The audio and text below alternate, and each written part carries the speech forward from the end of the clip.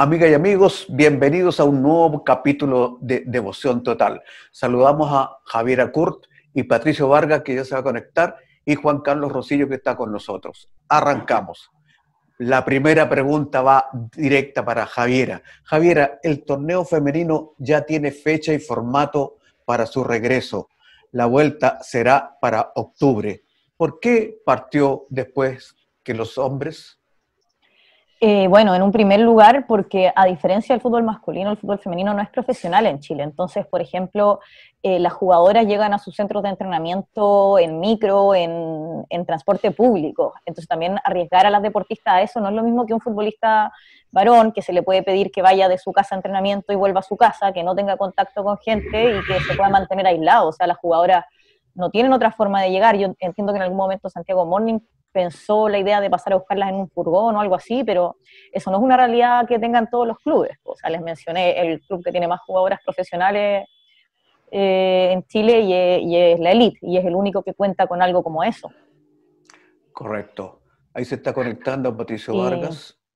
Sí, sí era importante el retorno porque en enero está fichada la Copa Libertadores femenina, que es, en teoría todavía es acá en Chile. Ya. Y los equipos femeninos que van a jugar la Libertadores no pueden llegar sin ritmo de competencia, sería entregar mucha ventaja igual. Correcto. Javiera, te presento a Patricio Vargas, que participa con nosotros.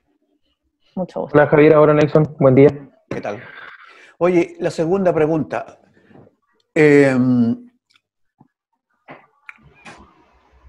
¿Tú crees que desde este año el fútbol femenino tiene un campeonato de primera división o no? O sea, desde el año pasado el fútbol femenino, el torneo NFP tiene una primera y una segunda división. Ahora, para ser súper sincera, la segunda división o la primera B está dividida por zona, norte, centro y sur, y al menos hasta el año pasado la zona norte eran 4 equipos que jugaban todos contra todos 3 veces. Esas 3 rondas, una ida, vuelta, ida, digamos. Entonces, claro, no sé si es mucho más parecido al fútbol amateur que a lo que podría ser una liga profesional. Tienen hoy día en el fondo una primera división, sí, que de hecho va a volver solo la primera división porque la primera vez no vuelve del fútbol femenino, pero no es profesional. Sí es una primera división, pero también hay equipos como Cobresal, por ejemplo, que el año pasado obtuvieron 0 puntos, más de 100 goles en contra, y por el estallido social se quedaron en primera división. Oye, Juan Carlos Rosillo, ¿cómo funciona en Venezuela el fútbol femenino? Un saludo a Juan Carlos, que no lo vi, pero no, Juan Carlos. Hola Patricio, ¿cómo están? Sí, bien, gracias. Sí, bueno, el fútbol femenino está todavía en pañales en nuestro país, con toda la situación económica que estamos viviendo. De casualidad, digamos, sobreviven los clubes de la primera división, y la selección también ahí con todos los escándalos que han habido de corrupción y de malos manejos que se han suscitado, bueno, a nivel internacional, pero también en mi país. Entonces, de verdad, en el caso de la selección femenina, igual que la liga también, que en general el país, porque no hay recursos para invertir, no hay una planificación ni siquiera de las inferiores, y de verdad que está allí, digo yo, en pañales, en comparación con otros países. Javier, ¿tú crees que el fútbol femenino cambió el 2018 con la Copa América aquí en nuestro país? Yo creo que es una segunda oportunidad de cambiar, porque yo también fui a ver y a seguir con el programa de radio que hacía el Mundial del 2008, donde parecía que el fútbol femenino iba a cambiar. Entonces, y ahí fue como que cambió un poco, hasta que, bueno, después del 2012 nuevamente la federación y la NFP se desliga del tema. Y ahora sí, pareciera que es una nueva oportunidad. Creo que la ola feminista también hace un poco más difícil que la federación, o más allá de la federación, la asociación vuelva a olvidarse de la liga femenina. Correcto. Sin embargo, la pandemia le ha pegado muy duro. Tenemos que pensar que son jugadoras que no son profesionales, entonces también no sabemos ni siquiera la catástrofe de cuántas jugadoras van a poder volver a jugar, o cuántas con la pandemia, no sé, se les cayeron sus pymes, no siguen viviendo en la misma ciudad, se devolvieron donde sus padres o madres y no no tienen en el fondo, o sea, hay que ver cómo vuelve el fútbol femenino ahora. Yo, justo hoy día la FIFA sacó un comunicado de apoyo, y yo espero que la federación en Chile lo acoja y pida recursos para poder desarrollar el fútbol femenino, porque creo que tenemos una gran selección y muy buenos equipos también a nivel nacional como para pelear Libertadores y posicionarnos en Sudamérica como una potencia de fútbol femenino. Claro, sin embargo, el fútbol femenino da dura lucha por la igualdad, ¿no? Y ser reconocido a nivel planetario. Lo vimos en el último Mundial de Francia 2019. ¿Es así?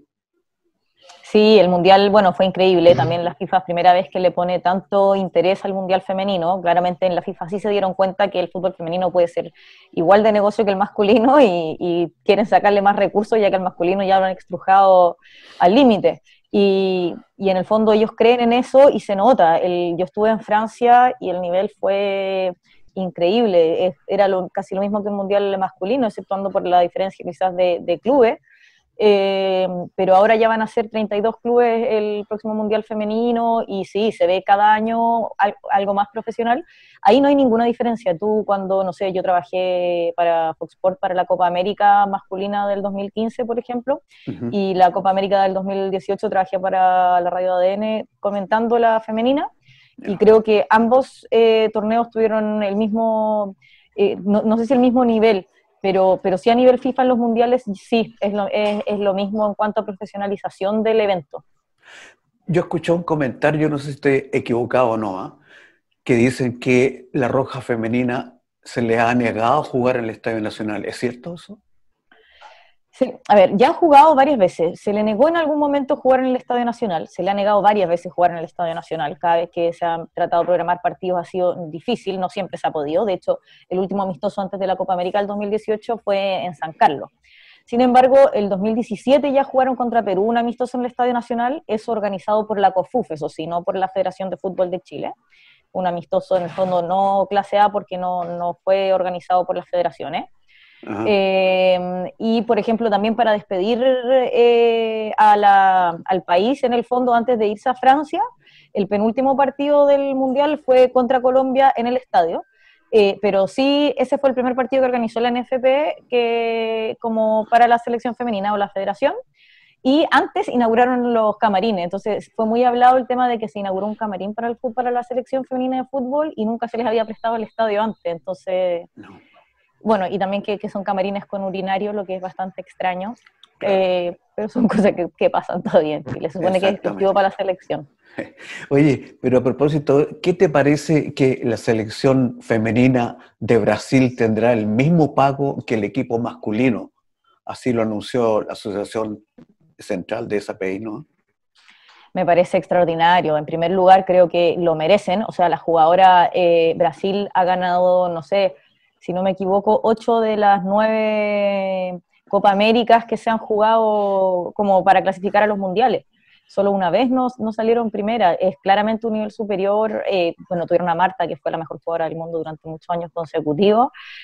Tienen a varias jugadoras promesa y bueno, también Inglaterra hace pocas semanas atrás dio la misma noticia. Chile todavía estamos muy lejos, pero me parece fantástico. Okay. Aquí le voy a preguntar una opinión a Patricio Vargas. En algunos países europeos como Alemania, con la jugadora Ellen Foquema, poco a poco ha empezado a abrir la puerta para los equipos mixtos. ¿Qué les parece a ustedes, chiquillos? Yo no sé si va a estar un poco complejo de ver porque ha ocurrido a nivel de estudio, por ejemplo, competencia. Se te escucha ¿sí? Cortado tu audio, Patricio. Ahora ya no. Se escucha cortado. Ya, oigan, no, sí, voy a conectar el computador, denle nomás. Ya. Bueno, tu opinión, Javiera, de esta pregunta. A mí me parece que todavía, o sea, bueno, no solo todavía, el fisiotipo y las hormonas en cuerpos masculinos y femeninos son distintos. Yo creo que la ventaja en cuanto a velocidad y todo, o sea, yo estoy más por el fútbol femenino y masculino que por el mixto. Siento que si bien pueden existir campeonatos mixtos y se pueden hacer, así como en el básquetbol o en cualquier otro deporte, creo que la disciplina olímpica y el campeonato mundial tiene que ser diferenciado por género. O sea, ni pensar que aquí en Chile estemos preparados para ser un piloto así, ¿no? No, no, porque las mujeres tienen muy poca base. Las jugadoras que hoy día están en la selección femenina, a ninguna se le regala una pelota a los 3 años, a diferencia de los hombres, ¿entienden? Entonces, no, y de hecho en Estados Unidos, que se parte jugando mixto, después de cierta edad ya no es así, porque los caracteres sexuales secundarios que diferencian a hombres y mujeres en la adolescencia, biológicamente sacan una ventaja y una diferencia importante.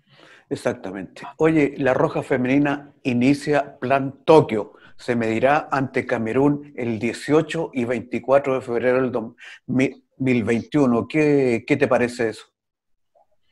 No, buenísimo. Pues bueno, justo antes de la pandemia la selección femenina fue a jugar a Asia un torneo donde obtuvo muy buenos resultados contra equipos africanos.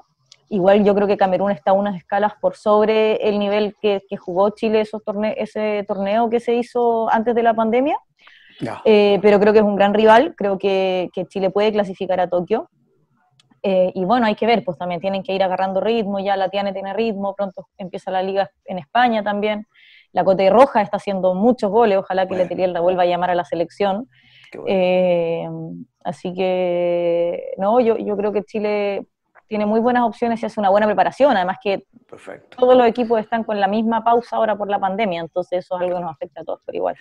Y para terminar con el bloque femenino, aquí esta pregunta es muy, muy buena, aquí tenés que mojarte el potito. ¿Qué opinas del caso Leo Valencia? Senadoras proponen impedir contratación de futbolistas con condenas por violencia intrafamiliar. ¿Qué opinas tú, Javiera? Bueno, yo como feminista estoy absolutamente de acuerdo con ese tipo de medidas, pero yo donde hago el hincapié y lo que me preocupa es cómo incluso a las mujeres en muchas partes les sigue importando más el fútbol masculino, porque no vi la misma preocupación de la gente cuando un kinesiólogo palestino tuvo actuaciones indebidas con una jugadora, cuando el comunicado que ese club hace respecto a la situación, nombra a la víctima en la primera oración y no da el nombre del culpable, o sea, del acosador, que es la persona a la que hay que enjuiciar y de la que hay que tener cuidado en el fondo. Ojalá los nombres de las víctimas quedaran siempre en resguardo. A mí me parece que el caso de Leo Valencia y el caso de los periodistas que hicieron mofa al respecto también, como hablando de le pegó con violencia y cosas así, es no entender nada todavía, es no darse cuenta que hay gente muriendo día a día en Chile y el mundo por esos casos de violencia y por acoso. Creo que en el fondo creo que es muy importante, creo que es bueno lo que están haciendo, pero me preocupa que salten ahora cuando es la señora de un futbolista hombre antes que una futbolista mujer en las prioridades, o sea, lo invisibilizado que está el fútbol femenino a los ojos de la gente todavía. Correcto. Bueno, ahora vamos a una sección que se llama Lo que dicen las portadas. Es muy importante esto. Mira, te voy a mostrar una portada aquí para que ustedes puedan opinar, a ver qué piensan de esto que hemos visto toda la semana, ¿no? Que ya la historia de Leo Messi ya no queremos más ya, pero algo hay que decir, ¿no? Claro. Dicen que Leo Messi dijo, jamás iría a juicio contra el club de mi vida, por eso me voy a quedar en el Barcelona. ¿Qué les parece? No sé si quiere partir alguien más. Patricio. Sí, para poder, agradecer el aporte de Javiera, porque en la primera parte, en términos de lo futbolístico, y en lo último, que es una cuestión de sociedad más político, yo creo que nos queda mucho por avanzar. El aporte del fútbol femenino está ahí a la mano con Javiera, pero hay también una cuestión cultural que se une con lo que mencionaba al final de la violencia, con lo que yo, teniendo 42 años, soy de la generación en lo que los niños al final de educación física, si nos portábamos bien, podíamos jugar fútbol los últimos 10 minutos, y las niñas jugaban voleibol, o se iban y no participaban. Y a partir de eso yo creo que va a haber harto que avanzar, y la naturalización que tenemos de prácticas que son terribles y que espero que que se solucionen. Y lo de Leo Valencia, yo en lo personal, poniendo cosas en perspectiva, tiene que ver también con, ojalá que no haya aprovechamiento de un caso que es socialmente terrible, o sea, sacándolo del fútbol, o sea, una cuestión que se repite y que es visible en, o sea, los que nos criamos en población, por ejemplo, una cuestión naturalizada, ¿no? De golpe a los niños, de golpe a las mujeres, de el trato violento, de solucionar con un coscorrón la mayoría de las cosas, y que lamentablemente aquí tiene esta expresión que ayer yo veía ya sacando réditos políticos un sinsentido, porque mi impresión es que cuando nos pasamos a un pueblo y no ponemos las cosas en perspectiva, las debilitamos. Por ejemplo, esta iniciativa legal de impedir que se contrate jugadores que hayan tenido estos inconvenientes. Por supuesto que hay una deuda que tienen que saldar, pero creo que le hace daño porque efectivamente no pone en perspectiva una solución que es más profunda que afectar específicamente al fútbol con una legislación. Esto tiene que ser general, quizá como Pero, el 10% del FP. A mí no me... ¿a ti te parece que es afectar al fútbol contratar o sea, como normalizar la contrata de golpeadores, por ejemplo? No, O sea, yo siento que, o sea, de hecho, tendría que abarcar todas las actividades, ojalá. sí, eso sí, en eso comparto, como no debiese ser específico Claro. del fútbol. Por eso digo que, claro, reunirse, entiendo la cuestión política de reunirse con el presidente del NFP, pero quizá hubiese sido conveniente extender esto bueno, la imposibilidad de trabajo está compleja, pero efectivamente poner esto en perspectiva social, o sea, no hay futbolistas de cierto origen golpeadores de mujeres, hay hombres golpeadores de mujeres, hay hombres maltratadores, como lo hay mujeres, pero en esta lógica creo que tiene que generalizarse, un poco como lo hacen ya empresas, universidades que no contratan gente que haya tenido dificultad y condenas por esta situación.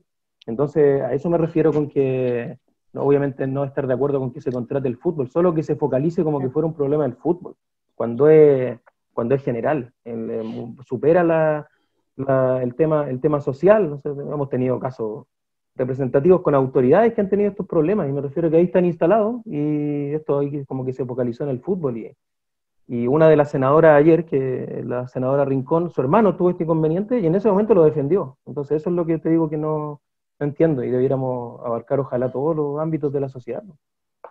Y ojo que el lenguaje crea realidad, ¿eh? El hermano tuvo actitudes violentas con una mujer, no tuvo un incidente. Eso, o sea, es como cometió un delito, o sea, no son incidentes, como me tocó la otra vez estar en un conversatorio con el entrenador de Palestino y hablaba de el error del kinesiólogo en el Palestino femenino, y disculpen, pero hacer tocaciones a una jugadora que sí, creo que no estuviste, pero mi comentario era de que estoy de acuerdo con, en el fondo, tener al límite a los violentos en todos los ámbitos, como decías tú, no solo en el fútbol, pero sí me hace ruido que hayan mismas mujeres muy preocupadas de esto, pero que cuando pasó lo de Palestino con la jugadora femenina no vi el mismo interés, no vi la misma preocupación ni de parte de las diputadas, ni de parte de las comunicadoras, ni de parte de nadie hacia las futbolistas, en algo que me parece gravísimo. Yo, Javier, eso también lo pondría porque como dices tú, yo soy profesor, pero de historia, pero claro que el lenguaje construye realidades, a mí me parece que no siempre simétricas. Y en el sentido que todos estos eufemismos que socialmente ocupamos, yo creo que en toda Latinoamérica, la verdad, de cuando miente una persona le decimos faltar a la verdad, de que cuando se cometen delitos decimos falta, entra la cuestión social muchas veces, la amistad o la cercanía que se tiene, y cuando se cometen delitos hay que decir son delitos, viene condena, y bueno, después de esa condena esperamos una reinserción honesta también. Y claro, lo que pasó en Palestino fue efectivamente un delito, y como tú, a propósito del lenguaje, claro, no fue contra una jugadora de fútbol, fue contra una mujer y en una situación de poder. Bueno, chicos, tenemos que decir que hoy día ganó Católica y que va puntero, lleva 25 puntos y se escapa en la tabla de posiciones. ¿Qué les parece, chicos? Yo solo sí, no, quería hacer un alcance a lo que estaban comentando de la violencia machista, ¿no? Que también, digamos, yo estoy de acuerdo en que hay que generar políticas, estrategias, generar actitudes contra eso, y también creo que debe ser, según mi perspectiva, incluida a todo tipo de violencia. Obviamente la violencia hacia la mujer es más preocupante porque ha estado soterrada, escondida, invisibilizada a través del lenguaje, como bien decía Javiera, pero creo que en mi perspectiva tiene que estar complementada por una campaña o una campaña frente o en contra de la violencia en general, que abarque a las mujeres también, porque si no, de alguna manera puede ocurrir lo que señalaba Patricio, de esconder en algún momento o de aprovechar algunos sectores para rédito político, electoral o coyuntural ciertas situaciones, incidentes, no vamos a llamarlos, o crímenes o actitudes negativas, no sé cuál sería la palabra exacta acá para no incurrir en lo que plantea Javiera, pero creo que es un tema mucho más allá y que debe estar desde la base, desde la raíz de la educación, porque si no, va a ser situaciones coyunturales que, bueno, será Leo Valencia, mañana será el otro, pasado mañana será un político, y también puede ocurrir que una mujer genere situaciones de violencia contra sus hijos o contra hombres, por ejemplo, es mucho menor la cantidad, pero yo lo veo algo más global, sin desmeritar, quiero aclarar, el tema de la violencia contra la mujer. Y rápidamente algo sobre Messi, que Messi ya nos tiene acostumbrados a esas pataletas, vamos a decirlas así, que se retira de la selección, después vuelve, yo no, digamos, tiene todo su derecho, ¿no? Lo que pasa es que obviamente da titulares, da comidillas a la prensa deportiva, a la prensa rosa, y a toda una cantidad de especulaciones, teorías y tal, pero ya estamos acostumbrados, ¿no? Un día dice una cosa, otro día dice otra. Yo creo que podría pensar un poquito más antes de hablar, para no caer en ese tipo de contradicciones, pero de resto. El nivel de exposición igual, ¿eh? Porque dio la entrevista en chala, hawaiana, condorito que le llamamos nosotros, y hasta eso se le criticó, o sea, es impresionante, y bueno, es el poder que tiene además, yo creo, en ese lugar, y él explicitó, no me cumplieron la palabra y queda a ver ahora no va a tener margen de error, o sea, partido malo y se le va a criticar la disposición con la cual se queda. Pero un lujo verlo igual jugar, increíble, impresionante. Bueno, chicos, ahora vamos al calendario de Chile rumbo al Mundial Qatar 2022. La Roja tendrá un complejo cierre, jugará con Brasil y con Uruguay. ¿Cómo lo ven? Dale, Javiera, tú, ahí. Oye, es que yo me quedé con las ganas de que habláramos de la Católica, vengo de ver el partido. Oye, la Católica. Sí. Partidazo a la Católica. Tuvo mejor la semana, el sábado, pero sí, buen partido. Primero nomás estuvieron malitos, pero yo creo que a nivel mundial los futbolistas, o sea, nadie había estado tantos meses sin competencia nomás. Es imposible ver lo mismo al tiro. Ni en las guerras mundiales. Sí. Claro. Pero bien, bueno. ¿El calendario? Sí, el calendario. El calendario dice hay que llegar clasificado si toca cerrar con Uruguay y Brasil, ojalá. Así es. La Roja comenzará la eliminatoria visitando a Uruguay el próximo 8 de octubre. A 5 días después recibirá a la selección colombiana. ¿Cómo está? Difícil, pues duro, pero yo creo que lograble. Igual, la verdad es que como yo estuve haciendo un documental de la selección femenina desde que la Roja clasificó al Mundial hasta Francia, por eso fui a todos los amistosos y no he visto el fútbol que hace Rueda, no he podido ver mucho a la selección masculina. Además, en la última Copa América se jugó paralela al Mundial femenino, así que tratábamos ahí en algunos bares en Francia de encontrar los partidos, pero no lo he visto mucho. Yo creo que Uruguay es difícil, yo creo que Chile igual tiene una buena generación todavía, si bien ya se están yendo algunos, creo que Eric Pulgar viene agarrando muy bien, creo que Maripán también se ha estado afirmando, y bueno, los Vidal, los Sánchez, esperemos que lleguen bien nomás, pues que lleguen con la mayor cantidad de partidos en el cuerpo, que lleguen bien físicamente, también no sé en qué va a quedar el caso de Vidal a dónde se va a ir a jugar, esperemos que juegue harto. Y eso nomás, pues bueno, ahí comparto como dice Patricio, terminar con Uruguay, ojalá va a llegar clasificado. Sí, bueno, aquí toca a Juan Carlos, le va a tocar harto, porque esta es la generación 97-98 de Venezuela, la que llegó a la final del Mundial Sub-20, y con jugadores, esa generación en gran parte está jugando afuera, está en Bélgica, está en Francia, está en Estados Unidos, está en Brasil. A propósito de lo que dice la Javiera, Venezuela también tiene sus documentales sobre futbolistas, sobre la vino tinto, y hay una generación completa que piensa que este va a ser el momento. Quizá Bolivia sea un tanto más débil, pero en altura va a ganar quizá largamente la mitad de los partidos, y es una eliminatoria súper compleja la sudamericana, y yo creo que ahí viene el momento quizá de Juan Carlos de ir a la Copa del Mundo con esa generación. Bueno, Además, hablando de la... hay un cupo más, ¿o no? Para Sudamérica, si no me Exactamente. equivoco. Sí. Es que hay que ir a la Son seis. repesca, ¿no? Hay que ir a la repesca con el de Oceanía que dejó Pero Australia como medio cupo, ¿no? Claro, pero el sexto ahora, no el quinto. Ahora que son más clubes. Ah, Son ahora que son más países. selecciones, ¿verdad? Son Pues claro, sí, 48 pues, selecciones, sí. Pues. sí, queda con medio cupo más en total, claro. Se completa el otro. Pero hablando de la vino tinto, vamos con la vino tinto. ¿Qué piensan, chicos, de la condición? En octubre se disputarán los partidos de la eliminatoria Colombia. Bueno, José Peseiro aseguró que todos los jugadores del país quieren vestir la camiseta de la selección porque el fútbol une a los venezolanos. Don Juan Carlos. Sí.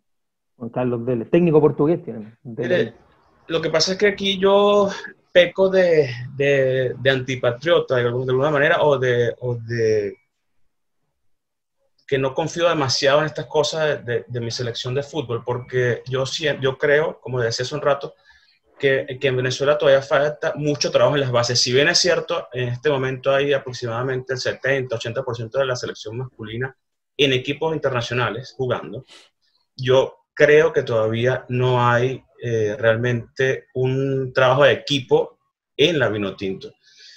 También Peseiro llegó en febrero, se ha combinado con el tema de la pandemia, toda esta cantidad de cosas. Yo creo, cuando Javier hablaba de lo físico, los jugadores con la Copa América y con las copas con la eliminatoria, también intuyo, asomo, que hay un tema mental, digamos, de actitud en términos yo creo que el coronavirus, y eso lo hemos hablado en otras instancias, sobre todo con Don Nelson, nos ha afectado la megalomanía del ser humano. Entonces creo que una cosa minúscula, una molécula, algo ínfimo, atentó contra nuestra grandeza. Entonces yo siento que en general estamos todos muy movidos. Y volviendo al tema del vino tinto, ojalá, yo quisiera que llegáramos. Yo lo veo muy difícil siempre, porque yo creo, para mí, en lo personal, lo he dicho en distintas instancias y por eso casi me han quemado vivo muchas veces. Yo creo que en Venezuela el fútbol todavía no es realmente una pasión. Para mí es algo más publicitario, más de marketing, que se aprovechó el resultado hacia los 2000, sobre todo con Richard Páez, porque hacia los 90, 80 no había pasión por fútbol nacional.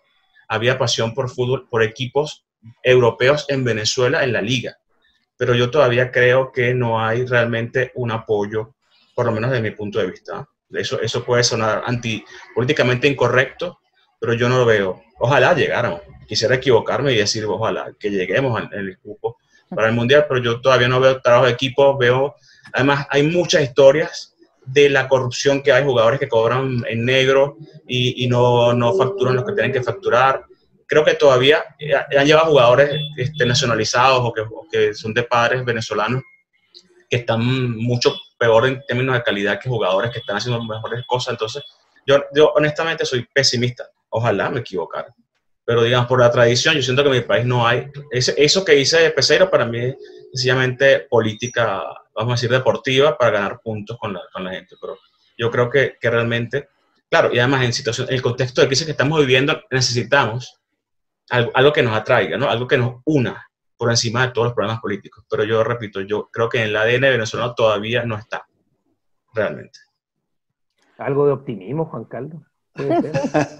Ay, sí. Oye, Soteldo la está rompiendo en Brasil. Hoy hizo un tremendo golazo la semana pasada en el Paulista ahí, ¿eh? Es un buen jugador, sí, son buenos jugadores. Alguien definía, bueno, todas estas frases de fútbol que son o rioplatenses o europeas de el fútbol es un estado mental. Yo creo que esa es la esperanza que se podría tener de un equipo venezolano. Juegan con desparpajo, son sueltos. Ese Mundial Sub-20 fue, como dice Juan Carlos también, la preparación, son divisiones inferiores venezolanas, y uno ve una cosa distinta. Cuando Stoichkov fue a jugar el Mundial del 94 y llegaron a semifinal, Bulgaria, dijo, en algún momento las selecciones rompen la historia y se ponen a jugar bien y surgen, digamos, y se hacen equipos respetables, como dejan de serlo, ¿no? No sé, Hungría en su momento fue el mejor equipo del mundo, Yugoslavia en su momento, y dejaron de serlo. Y en algún momento Holanda surgió en los 60 y fue por mucho tiempo el mejor del mundo y hoy día es un referente futbolístico.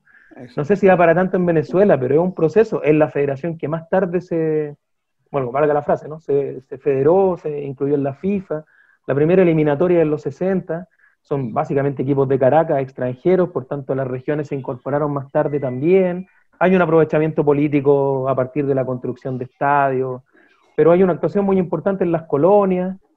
Son básicamente, los primeros equipos venezolanos son todos deportivos, alguna colonia. Italia, Vasco, Catalonia, Galicia, y la generación que tienen ahora yo creo que puede ser, y hay que tomar en cuenta que, o sea, Fariñez le interesó en un momento al Barcelona a formarlo cuando tenía 18 años.